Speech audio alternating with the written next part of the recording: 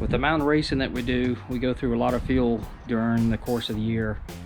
We actually buy, the car actually runs a methanol, and with methanol we buy it by the drum. So we get 55-gallon drums. Sometimes we buy one, sometimes we buy two. Lately we've been buying one drum at a time. We just don't see a benefit buying two unless we're doing a lot of racing that's coming up.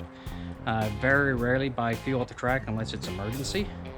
But we try to bring enough fuel to get us through the finals. So if it's a 2-day race, I just say I bring enough fuel that I'm going to be racing all my time trials and get to the final both days. That's how much fuel I'll bring.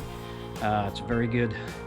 I'd rather have too much than too little. So anyway, what this video is about the treatment of methanol. Sometimes people don't treat the methanol. I do. I've been doing it for years, ever since I've been running methanol. That's been 8-9 years now, and every drum I get, it's just pure methanol. Then I go out and purchase some what I call top lube. The type of top lube I actually buy is this.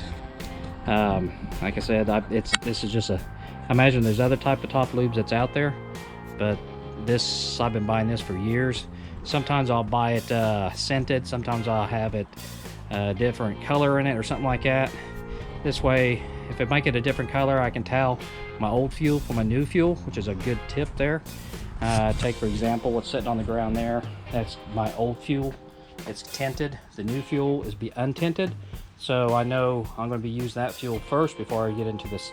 It's unscented, but it's clear. So then when I buy the next drum, I'll get a different tint and so forth, so forth. So this way I know I'm not going through my new fuel first. So sometimes I'll bring both to the track just because I'm getting low on one and get ready to get into the other drum. So anyway, this is what I'm going to put in it. It's really windy over here. These are all the leftover drums I had from previous stuff I've used, but that's a brand new drum. You can see, just recently purchased here. So I'm going to crack the top of it open here. It does take I have to apologize for the wind. It's really, really windy. But it takes a special tool to open it.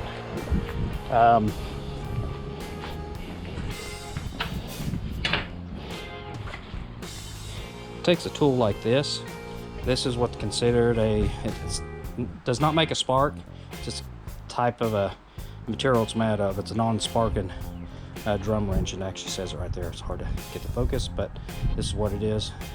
So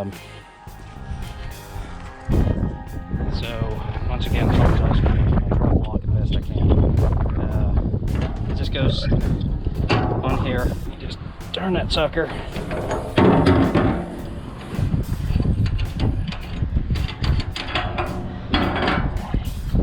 Then what you do, here, let's go ahead and put the camera down here. Let's go ahead and put a little content in there.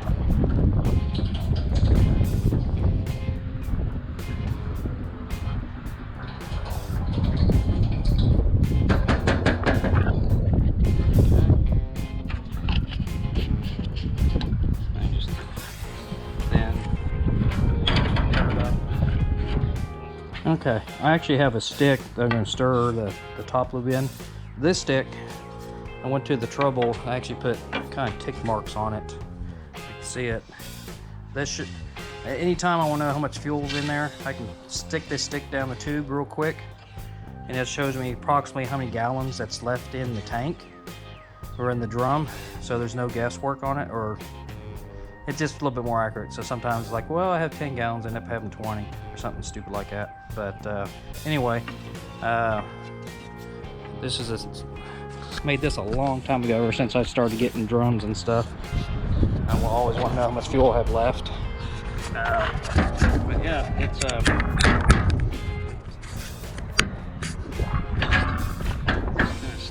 it in the hole there.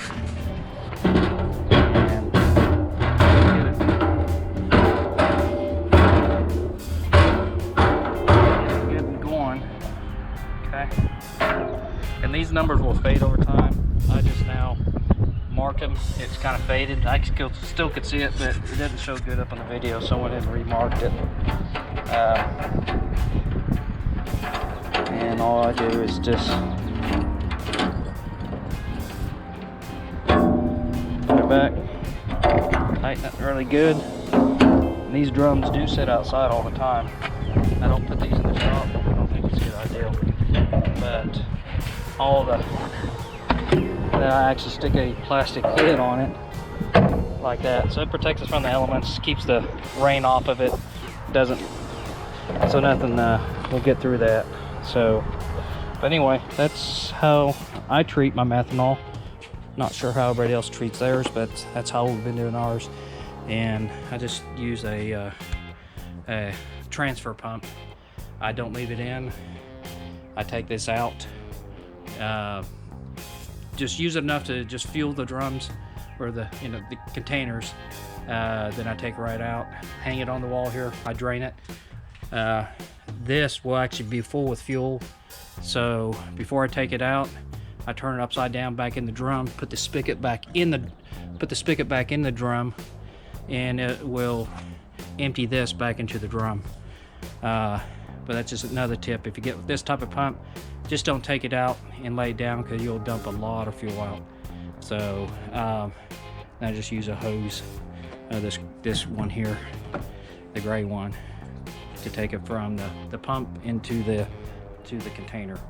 So but anyway, that's how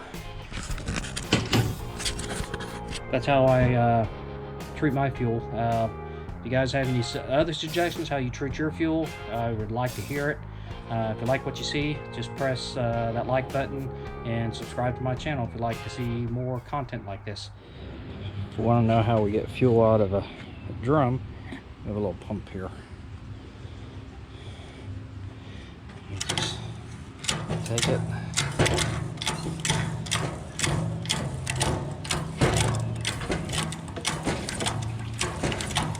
start draining in. Leaks a little out of the top, but not too worried about that.